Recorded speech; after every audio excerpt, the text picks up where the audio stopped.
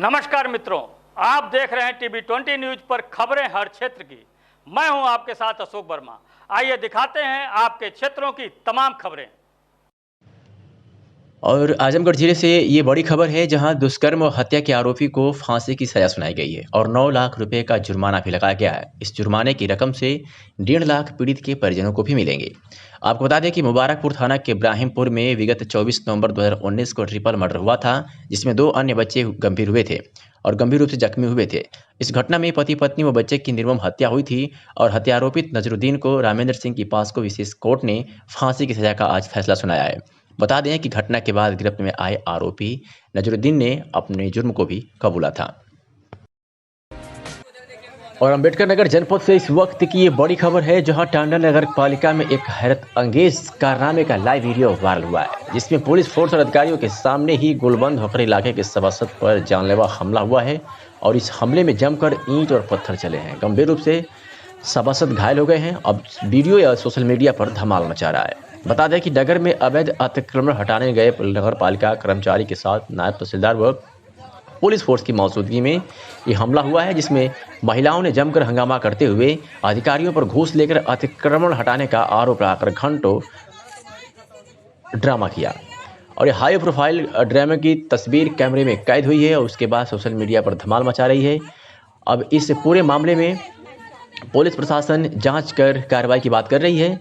ये मामला टांडा कोतवाली क्षेत्र के नैपुरा इलाके का बताया जा रहा है। तो तस्वीर आपके सामने है, जो टीवी 20 न्यूज पर हम अंबेडकर नगर जनपद से दिखा रहे हैं। देख सकते हैं कि किस तरीके से महिलाएं और 1-2 बच्चे मिलकर प्रशासनिक अधिकारियों पर हमला कर रहे हैं।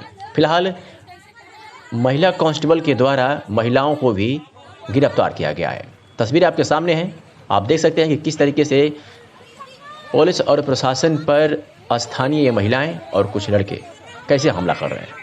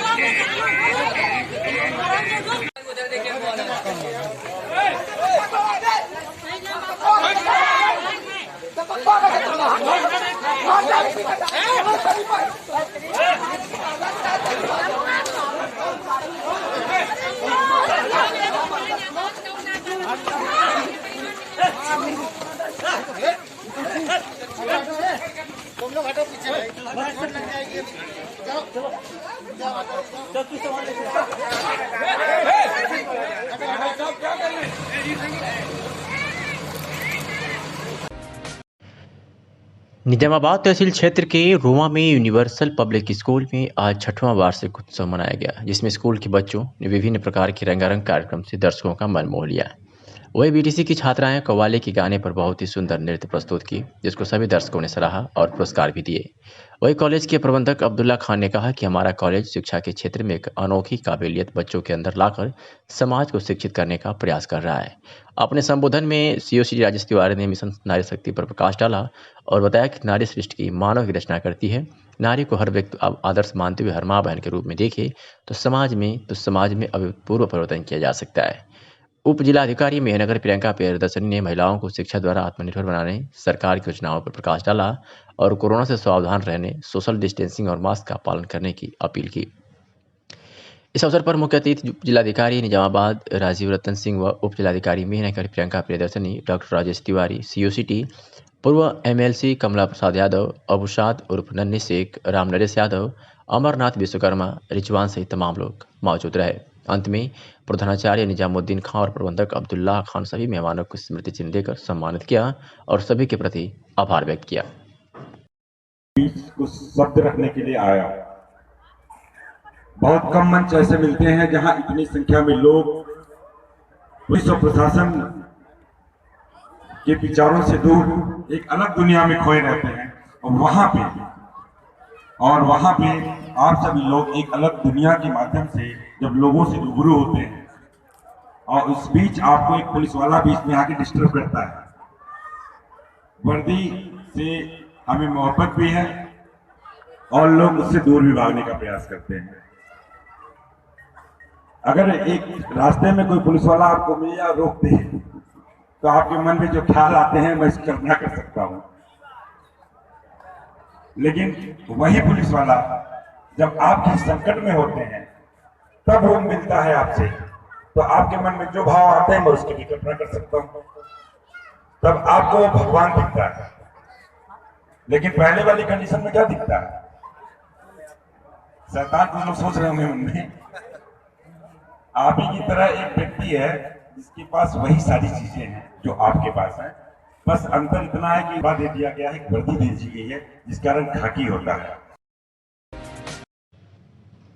पुलिस अधीक्षक के निर्देश पर जिले भर में अपराधियों व मादक पदार्थों के खिलाफ अभियान चलाया जा रहा है। इसके तहत अतरौलिया पुलिस की टीम द्वारा अपराध एवं अपराधियों के लिए चलाए जा रहे अभियान के क्रम में प्रभारी निरीक्षक पंकज पांडे के दिशा निर्देशन में सब इंस्पेक्टर माखन सिंह, मैं हमरा एसआई सुल्तान सिंह, कांस्टेबल अमित कुमार व कांस्टेबल अविनाश कुमार विश्वकर्मा की अवैध वाहन व संदिग्ध व्यक्तियों तथा चेकिंग व अवैध शराब हेतु चितौनी गांव में मौजूद थे कि मुखबिर खास द्वारा सूचना मिली कि एक व्यक्ति सिकंदरपुर मोड़ के पास कनैला जाने वाली सड़क पर तालाब के किनारे शिव मंदिर पर कोई मादक पदार्थ नाजायज तरीके से बेच रहा है। जब घेर कर पकड़ लिया गया तो देखा कि वह हाथ में एक प्लास्टिक की बोरी में कुछ संदिग्ध सामान लिया हुआ है। प्लास्टिक की बोरी की तलाशी ली गई तो उसमें भारी मात्रा में गांजा बरामद हुआ। पकड़े गए व्यक्ति से उसका नाम पता पूछा गया तो उसने अपना नाम श्रवण उर्फ भुट्टी निषाद पुत्र जगरूपन निषाद ग्राम रतुआ पार थाना अतरौलिया जनपद आजमगढ़ बताया है। प्रदेश सरकार के निर्देश पर उत्तर प्रदेश भवन एवं अन्य सन्निर्माण कर्मकार कल्याण बोर्ड लखनऊ यानी श्रम विभाग के अंतर्गत पंजीकृत श्रमिकों के बच्चियों को साइकिल वितरण का कार्यक्रम उप श्रमायुक्त रोशनलाल द्वारा किया गया। साइकिल पाकर बच्चों के चेहरे खिल उठे। उप श्रमायुक्त ने बताया कि संत रविदास शिक्षा सहायता योजना के अंतर्गत पंजीकृत निर्माण व अगली कक्षा में प्रवेश हेतु श्रमिकों के पुत्र पुत्रियों को विद्यालय आने जाने की सुविधा हेतु साइकिल वितरण किया गया है, जिससे बच्चे आसानी से अपनी सुविधा से स्कूल जा सकें। कार्यक्रम में उप श्रमायुक्त आजमगढ़, श्रम परिवर्तन अधिकारी शशिकांत पांडे तथा देवेंद्र सिंह की उपस्थिति में 55 श्रमिकों के बच्चों को आज साइकिल वितरित की गई। क्या कुछ कहा उप श्रमायुक्त रोशनलाल ने, आपको सुनवाते हैं। सर, आज किस योजना के अंतर्गत साइकिल वितरण? संत रविदास शिक्षा सहायता योजना के अंतर्गत जो निर्माण श्रमिक पंजीकृत निर्माण श्रमिक होते हैं उनके पुत्र पुत्रियों को कक्षा 9, 10, 11, 12 जो भी पास करते हैं उनको अगली कक्षा में विद्यालय आने जाने में सुविधा हो, इसके लिए सरकार ने यह योजना चलाई है। उसके अंतर्गत 55 बाल श्रमिकों के बच्चों को ये साइकिल वितरित की जा रही है। इसके आगामी भी कार्यक्रम हमने और तैयार किया रखा है, तो साइकिल फिर अगले उसमें हम बांटेंगे। सर, योजना की कार्य प्रणाली किस तरीके किन किन तरीके के लोगों को इससे ये जो पंजीकृत निर्माण श्रमिक होते हैं उन्हीं के महिला पुरुष दोनों तरह के जो भी निर्माण श्रमिक होते हैं उनके बालक बालिकाओं को जो कक्षा 9, 10, 11, 12 पास करते हैं और अगली कक्षा में पढ़ने के लिए स्कूल विद्यालय जाना होता है, उसके लिए भी व्यवस्था। सर, ये कब तक चलेगा? ये इस तरीके ये अनवरत चलता रहेगा। सरकार की जब तक निर्देश है तब तक ये इसको योजना को हम चलाते रहेंगे और प्रयास करेंगे कि इस योजना से अधिक लोगों को हम लाभान्वित कर सकें ताकि बच्चे अपने सुचारू रूप से अपना अध्यापन का कार्य कर सकें। ठीक है सर, थैंक यू। प्रदेश सरकार के निर्देश पर एडीजी राम कुमार अपर पुलिस महानिदेशक आजमगढ़ पहुंचे, जहां उन्होंने जिले के रानी किसराय साइबर क्राइम थाने का निरीक्षण किया। एडीजी सर्वप्रथम सर्किट हाउस पहुंचे, जहां उन्हें सलामी दी गई। तत्पश्चात एडीजी द्वारा साइबर क्राइम थाने का निरीक्षण किया गया, जिसमें एडीजी द्वारा थाने के समस्त अभिलेखों का गहनतापूर्वक निरीक्षण किया गया तथा साइबर क्राइम थाने में तैनात पुलिसकर्मियों से साइबर क्राइम के विषय में चर्चा की तथा उनकी समस्याओं को सुनकर संबंधित को आवश्यक कार्यवाही हेतु निर्देशित किया गया। उन्होंने कहा कि प्रदेश में 18 साइबर थानों में हो रहे कार्य महिलाओं से संबंधित मामलों पर त्वरित कार्रवाई की गई है। इस मौके पर पुलिस उप महानिरीक्षक आजमगढ़ परिक्षेत्र सुभाष चंद्र दुबे, पुलिस अधीक्षक आजमगढ़ सुधीर कुमार सिंह, अपर पुलिस अधीक्षक नगर पंकज कुमार पांडे, अपर पुलिस अधीक्षक यातायात सुधीर जायसवाल, क्षेत्राधिकारी नगर, क्षेत्राधिकारी लालगंज व साइबर क्राइम थाना प्रभारी रानी किसराय व अन्य पुलिसकर्मी मौजूद रहे। इस बाबत क्या कुछ कहा एडीजी राम कुमार ने, आपको सुनवाते हैं। साइबर क्राइम पुलिस स्टेशन है, इसके इंस्पेक्शन के लिए यहाँ पर आया हुआ हूँ और क्योंकि ये पूर्वांचल का एक ऐसा एरिया है जहाँ पर कि साइबर क्राइम पहले से होता रहा है।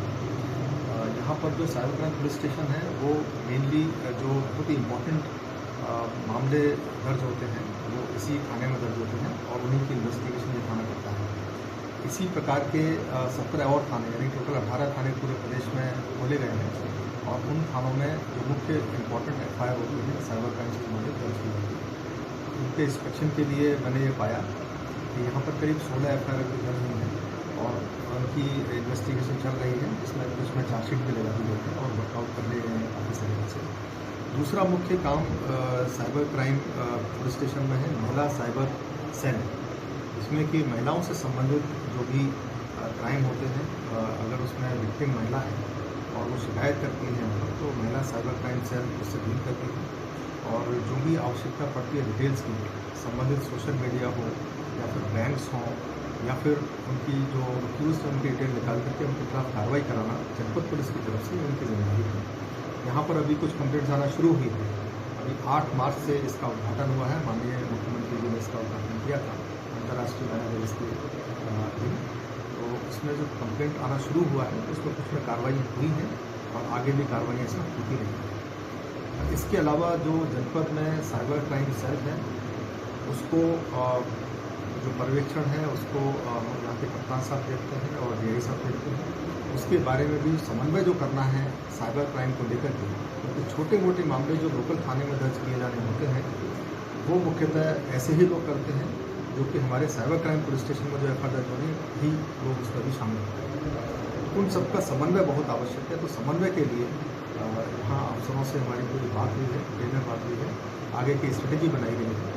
आने वाले टाइम के लिए हम लोगों ने कुछ एक्शन प्लान जो बनाया है उसके हिसाब से कार्रवाई करेंगे और निश्चित तौर पर साइबर क्राइम के जो मामले हैं उसको अच्छे से वर्कआउट करके उस पर कार्रवाई करेंगे। सर, आम पब्लिक आम जनता इस तरीके होती है, उसके पैसे को लेकर काफ़ी बार सवाल उठते हैं, बैंकों में फ्रॉड होता है, उसको रिलीफ नहीं मिल पाती है और बार आजमगढ़ के महाराजगंज थाना क्षेत्र के देवारा कदीम में पुराने जमीनी विवाद को लेकर दो पक्षों में मारपीट हो गई, जिसमें 4 लोग घायल हो गए, जिसमें 2 की हालत गंभीर बताई जा रही है। आपको बता दें कि महाराजगंज पुलिस के अनुसार नाली के पानी व गढ़ही को लेकर पहले भी कई बार विवाद हो चुका है, जिसमें स्थानीय पुलिस द्वारा 151 की कार्रवाई कई बार किया जा चुका है। आपको बता दें कि अजय साहनी के परिवार के अनुसार मामला उस वक्त गहरा गया जब एक पक्ष के नाली का पानी सड़क के किनारे जमा होने लगा, जिस पर दूसरे पक्ष के लोगों ने विवाद करते हुए प्रथम पक्ष के लोगों को लाठी डंडा, लोहे की राड और कुल्हाड़ी से मारने लगे। ऐसा आरोप है, जिससे बचने के लिए अजय साहनी व उत्तम साहनी अपने परिवार के साथ अपने छत पर चले गए, जिस पर प्रमोद यादव उनके साथ 10-15 लोग अजय साहनी के छत पर चढ़कर अजय साहनी उनके परिवार को बुरी तरह से मारा पीटा, जिसमें अजय साहनी, उत्तम साहनी, केवली देवी और रमिता देवी गंभीर रूप से घायल हो गए हैं, जिनको एम्बुलेंस से सामुदायिक स्वास्थ्य केंद्र बिलरियागंज भेजा गया, जहां प्राथमिक उपचार के बाद हालत गंभीर देखते हुए अजय साहनी व उत्तम साहनी को मंडलीय अस्पताल में रेफर कर दिया गया। जबकि दूसरे पक्ष के अनुसार मौजूदा विवाद पैसे के लेन देन के कारण हुआ है। पुलिस के अनुसार कुछ लोगों को पूछताछ के लिए हिरासत में लिया गया है और फरार आरोपियों की तलाश जारी है। हम सुनवाते हैं क्या कुछ कहा घायल व्यक्ति ने। सजीवन, पिंटू, पंकज, धनेश, उमेश, बरूद, कन्हई, विनोद, रणविजयी, विजयी, सुधाभान, अंगद, अनिरुद्ध, हरिराम, ये सारे लोग, प्रमोद, ये लोग सारे लोग एकदम टांगी गड़सा लेके सब छत पे चढ़े थे। छत पे मारे, हम लोग घर में जान बचाए, छत पे पूरा मारे पीटे हैं। कुल क्या लोग थे? हम लोग कुल मिला 18-20 लोग थे। पूरा गोल बंदी करके इकट्ठा हुए थे। प्रमुख लोग कौन कौन थे मारने वाले? सुरेश है, बरूद है, कन्हई, दिनेश, प्रमोद, रणविजयी, और क्या कहे? और साहब कह रहे हैं जहाँ से मार देंगे इन लोगों को पूरा परिवार खत्म कर देंगे। देखें तो लोग घर में से कैसे निकले हैं, बहुत दिनों से तार धमकियां दे रहे हैं। और कोई नुकसान हुआ क्या? और नुकसान साहब घर में पता नहीं क्या क्या तोड़ फोड़ किया, सब हम लोग को मारपीट के दम पास कर दिए। अभी भी जहाँ से मारने की धमकी दे रहे हैं, कह रहे हैं कहाँ जाओगे, आजमगढ़ जाओगे, चलो हम भी आजमगढ़ चल रहे हैं। तो साहब कुछ भी कर। आजमगढ़ में अपने विभिन्न मांगों को लेकर संयुक्त किसान मोर्चा ने हाथों में बैनर व झंडा लिए मार्च निकाला है और सरकार के खिलाफ आक्रोश व्यक्त किया। किसान मोर्चा के प्रदेश अध्यक्ष जयप्रकाश ने कहा कि जिलाधिकारी के माध्यम से महामहिम राष्ट्रपति को ज्ञापन दिया गया है। उन्होंने भी कहा कि कृषि कानून सहित 7 सूत्री मांगों को लेकर संयुक्त किसान मोर्चा आज 26 मार्च को भारत बंद का निर्णय लिया है। इसके समर्थन में किसान संगठनों ने मार्च करते हुए प्रदर्शन किया और क्या कुछ कहा संयुक्त किसान मोर्चा के प्रदेश अध्यक्ष जयप्रकाश ने, आपको सुनवाते हैं। जयप्रकाश नारायण किसान महासभा के प्रांतीय अध्यक्ष। आज किस संबंध में ज्ञापन दे रहे, क्या है मामला? आज भारत बंद का आह्वान किया है किसान मोर्चे ने। संयुक्त किसान मोर्चे ने भारत बंद का आह्वान किया है और इस भारत बंद में पूरे देश के किसान भी शामिल हैं, कर्मचारी भी शामिल हैं, मजदूर भी शामिल हैं अलग अलग जगहों पर। हम उस भारत बंद के समर्थन में यहाँ आए हैं और जो तीनों कृषि बिल है उसको वापस लेने की मांग कर रहे हैं। इसके साथ जो मजदूरों का श्रम कोड आया है उसको ख़त्म करने की मांग कर रहे हैं और भारत के जो संसाधन है बेचने की कोशिश हो रही है। जो सारी संस्थाएं जो हमारे PSU हैं उनको बेचने की कोशिश हो रही है, उसके खिलाफ हम हैं। और इसके अलावा विश्वविद्यालय, यूनिवर्सिटियाँ, कॉलेज जो सब बंद किए जा रहे हैं, ये कोविड-19 के नाम पर हम इसका विरोध कर रहे हैं और हम ये मांग कर रहे हैं कि तत्काल सरकार इन सब चीज़ों को लागू करे, जिसमें हम एक मांग पत्र देंगे और राष्ट्रपति के नाम भेजेंगे। आप जान ही रहे हैं कि सरकार कहीं से भी लोकतांत्रिक जनता की आवाज़ सुनने के लिए तैयार नहीं है। 4 महीने हो गए, आज 4 महीने किसान मोर्चे पर बैठा है और 300 से ज़्यादा किसान अब तक शहीद हो चुके हैं और 300 किसानों की शहादत से इनको कोई परेशानी नहीं है और ये किसानों को ऐसा समझ रहे हैं जैसे कि वह इस देश के कोई नागरिक ही ना हो, उनका कोई रोल ही ना हो, जबकि भारत के निर्माण का रास्ता बिना किसानों से नहीं गुजरेगा। और हमें चिंता है इस बात का कि संविधान और लोकतंत्र की हत्या करके, कानून जो पुलिस और सेना का प्रयोग करके जिस तरह से किसान आंदोलन को दबाने का सोच रहे हैं मोदी जी, इससे भारत के लिए भारी खतरा हो गया, भारत के लिए, भारतीय समाज के लिए, लोकतंत्र के लिए। और यह बहुत संकट का समय है। हर व्यक्ति को समझ लेना चाहिए इस देश में कि भारत इस समय अपने अस्तित्व के सबसे बुरे संकट से गुजर रहा है। हम अपने अब तक के इतिहास के सबसे बुरे दौर से गुजर रहे हैं और जिस तरह से आप देख रहे हैं कि अब्दुल कलाम तक नहीं बख्शे जा रहे हैं, जो राष्ट्रपति बनाए गए, जो भारतीय सेना के लिए से गौरव माने जाते हैं, उनको ऊपर भी अब सवाल उठ रहे हैं। यानी जो भी इस देश में कोई आवाज़ उठाना चाहता है, जो भी बड़ी शख्सियत हैं, जो बड़े व्यक्तित्व हैं, अगर वह इनके साथ मेल नहीं खाता, इनकी उपासना पद्धति धर्म से, तो सब अब देशद्रोही हो गए, षड्यंत्रकारी हो गए हैं और RSS पूरी तरह से इस देश को बर्बाद करने पर लगा है, गृह युद्ध की तरफ ले जा रहा है। ये चिंता का विषय है और इसको रोकना होगा हम सब लोगों को मिलकर। हम उसी प्रयास में लगे हैं, सारे वामपंथी संगठन हैं, अन्य लोग हैं, सब लोग मिल करके हम इस लड़ाई को आगे बढ़ा रहे हैं तो हमारे साथी। पंचायत चुनाव में आरक्षण की अंतिम सूचना जारी कर दी गई है और 20 मार्च को जारी अनंतिम सूची के आधार पर ही चुनाव होगा, जिसको लेकर सुप्रीम कोर्ट के वरिष्ठ अधिवक्ता डॉक्टर AP सिंह ने कहा कि एक तरफ सुप्रीम कोर्ट के चीफ जस्टिस की बेंच पंचायत चुनाव की याचिकाओं को लेकर सुनवाई कर रही है, तो वहीं दूसरी तरफ सरकार अधिसूचना जारी कर दे रही है, जो कि लोकतांत्रिक मूल्यों का हनन है और इस अधिसूचना का कोई औचित्य नहीं है। उन्होंने कहा कि यह कितना हास्यास्पद है व चैलेंजेबल है कि एक तरफ वर्ष 1995 के हिसाब से सरकार आरक्षण की व्यवस्था लागू कर रही है, तो ही जब उच्च न्यायालय में मामला गया तो सरकार जवाब दाखिल करा रही है कि 2015 के हिसाब से भी आरक्षण लागू किया जा सकता है। श्री सिंह ने कहा कि पंचायत चुनाव लोकतंत्र की सबसे मजबूत कड़ी है, जिसको राष्ट्रीय पिता महात्मा गांधी ने भी स्वीकारा था। श्री सिंह ने भी कहा कि इस मामले को लेकर वो उच्च न्यायालय में चैलेंज करेंगे। उन्होंने कहा कि कई जिलों के प्रतिनिधियों की तरफ से ये याचिका लगाई गई है। और क्या कुछ कहा डॉक्टर AP सिंह, वरिष्ठ अधिवक्ता सुप्रीम कोर्ट ने, सुनवाते हैं आपको। कोर्ट में साफ तौर पर ये बात हुई, एक तरफ तो सबसे पहले यही ऑब्जेक्शनेबल थी जब माननीय सर्वोच्च न्यायालय चीफ जस्टिस ऑफ इंडिया इस मामले की सुनवाई कर रहे हैं, ट्रिपल बेंच सुनवाई कर रही है और उत्तर प्रदेश अधिसूचना जारी कर रही है। ये गलत था, आर्बिट्रेटरी था, चैलेंजेबल है। और इसको हो सकता है चैलेंज किया जाए। सबसे बड़ी जब हमने आपने देखा ये आंकड़े रखे कि जब असंतुष्ट लोग हैं, जब एक तरफ उत्तर प्रदेश सरकार ने कहा 1995 हमारा ठीक है, हम 1995 पर लिस्ट आरक्षण की जारी कर दी, ठीक है, उसके बाद हाई कोर्ट में मैटर जाता है, तब कहा जाता है 2015 को, तो उत्तर प्रदेश सरकार के एडवोकेट कहते हाँ 2015 भी ठीक है, उसी को बेस बना लीजिए। तो क्या सुप्रीम कोर्ट ने इन दोनों चीजों को नहीं ध्यान में रखा? नहीं, दोनों चीजों को ध्यान में रखा, लेकिन माननीय सर्वोच्च न्यायालय को लगा कि ये चीज वहाँ की सुनवाई है कि तुम्हारी सुनवाई होनी चाहिए। वहाँ भी 2 बेंच है, इलाहाबाद हाई कोर्ट है, लखनऊ बेंच है उसी इलाहाबाद हाई कोर्ट की। तो हमारा ये था कि जब आपने पहली अधिसूचना जारी की, उसके बाद जैसे प्रयाग इतने जनपद के हमारे पास लिस्ट थी, डाटा था, प्रयागराज में पहले 900 आपत्तियां आई, उसके बाद अब जो किया उसमें 2000 आपत्तियां आई, लखनऊ में 671 थी, और उसके बाद अब जो बनाया उस पर 2015 को लेके इलाहाबाद हाई कोर्ट का उस पर 1000 आपत्तियां आ गई। जहाँ आपत्तियां नहीं है वहाँ की लिस्ट जारी कर दी गई है कल रात को। जहाँ पर आपत्तियां थी वहाँ पर सुप्रीम कोर्ट के फैसले का इंतजार किया जा रहा है। देखिए, जहाँ की आपत्तियां नहीं थी ठीक है, कर दिया गया, अच्छा किया, लेकिन जहाँ आपत्तियां हैं, ग्राम प्रधान और पंचायत के चुनाव सबसे लोकतंत्र की निचली कड़ी है। महात्मा गांधी ने कहा था कि ये निचली कड़ी सबसे मजबूत कड़ी है और उसको सबसे ऊपर लाना है। तो आप एक तरफ तो अधिसूचना जारी करें, एक तरफ माननीय सर्वोच्च न्यायालय में सुप्रीम कोर्ट में सुनवाई हो रही है, तो ये सब चीजें कंट्राडिक्शन पैदा करती हैं, शांति नहीं पैदा करती हैं। क्या आप हाईकोर्ट जाएंगे सुप्रीम कोर्ट के इस आदेश के बाद? हाँ, इस आदेश के बाद मैं तो आदेश का आज्ञाकारी, यहाँ माननीय सर्वोच्च न्यायालय ने कहा, चीफ जस्टिस ऑफ इंडिया ने कहा, हम उसमें इलाहाबाद हाईकोर्ट में चैलेंज करेंगे, इसको निश्चित तौर पर चैलेंज करेंगे। सुप्रीम कोर्ट में सुनवाई हो रही, उससे पहले सूचना आ रही, अधिसूचना जारी कर दी गई। ये कंट्रोवर्शियल बात है। सरकार का मतलब है होली का अवसर आ रहा है और ग्राम पंचायत जैसा संबंधित निचली उसकी है चुनाव की बात है, और इसमें इतनी आपत्तियां हैं जो आपने देखा, मैंने कोर्ट में कहा कि जब पहले अधिसूचना जारी हुई तो प्रयागराज जनपद के उदाहरण के तौर पर लें तो 900 आपत्तियां थी। अब जो 2015 के आधार पर बेस बना के हाईकोर्ट का फैसला आया उसमें 2000 आपत्तियां आ गई। लखनऊ का लें तो 671 पहले आपत्तियां थी, अब 1000 से भी अधिक आपत्तियां।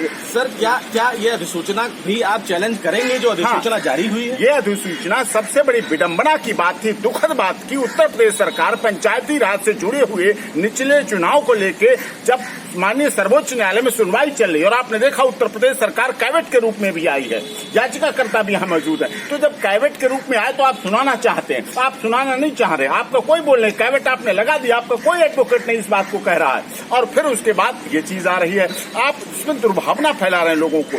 जब लोगों को आपत्तियां हैं और आपत्तियां आप डिसाइड ऐसे कर रहे हैं, आर्बिट्रेटली डिसाइड कर रहे हैं, ना आप आपत्तियों में बुला रहे हैं किसी को, ना पर्सनल अपीयरेंस करा रहे हैं, वो तो डिसमिस हो जाएंगे। जब लगाने जाता है आपत्ति व्यक्ति, वो जो प्रधान है, रिप्रेजेंटेटिव है, सबसे लोकतंत्र की मजबूत कड़ी का व्यक्ति है, जब वो जाता है लगाने तभी उससे कह दिया जाता है ये तो डिसमिस हो जाएगी। इस तो ये लोकतंत्र के मूल्यों की हत्या है, ऐसा सरकार को नहीं करना चाहिए। अधिसूचना चैलेंज करेंगे आने वाले समय में? हाँ, अधिसूचना भी चैलेंज होगी, क्योंकि इतने दिनों से जब मामला चल रहा है, माननीय सर्वोच्च न्यायालय में चीफ जस्टिस ऑफ इंडिया इस मामले को सुन रहे हैं, तो ऐसा किस आधार पर किया गया? और आप देख रहे हैं लगातार इस पर सुनवाई हुई, पहले दूसरे से सुनने वाले थे, लेकिन अब आज चीफ जस्टिस ऑफ इंडिया ने इसको सुना, ट्रिपल बेंच ने सुना, और साफ बातें सुनने के बाद हमने ये भी आपत्तियां सारी रखी। जब इतनी आपत्तियां हैं, आप इन्हें कैसे सेटिस्फाई करेंगे? चुनाव का मतलब सभी की सहमति से है, चुनाव का मतलब ये नहीं चुनाव को एक पक्षीय कर दिया जाए। कहाँ 1995 को आधार माना गया, फिर हाईकोर्ट के आदेश में 2015 को भी कह दिया उत्तर प्रदेश सरकार ने, हाँ 2015 को बेस बना लीजिए। इसका मतलब आप कहीं पर मजबूत नहीं है, कहीं पर टिके नहीं खड़े हैं। आप सीधे से दलित, ओबीसी, बैकवर्ड, अदर क्लास, महिला, जनरल, सबके हितों की रक्षा करना चाहिए। विश्वविख्यात शायर कैफी आजमी साहब की याद में दास्तान कैफी व क्लासिकल म्यूजिकल प्रोग्राम आयोजित किया गया है, जिसके किरदार इकबाल रियाजी आर्ट एकेडमी मुंबई द्वारा निर्देशन किया जाएगा। यह कार्यक्रम Payam foundation, Ambedkar Nagar, Azamgarh public school व Fakhruddin Ali Ahmed memorial committee, government of Uttar Pradesh के सहयोग से 27 मार्च 2021 को शाम 8 बजे Azamgarh public school, Kotila check post, Azamgarh में आयोजित किया जाएगा।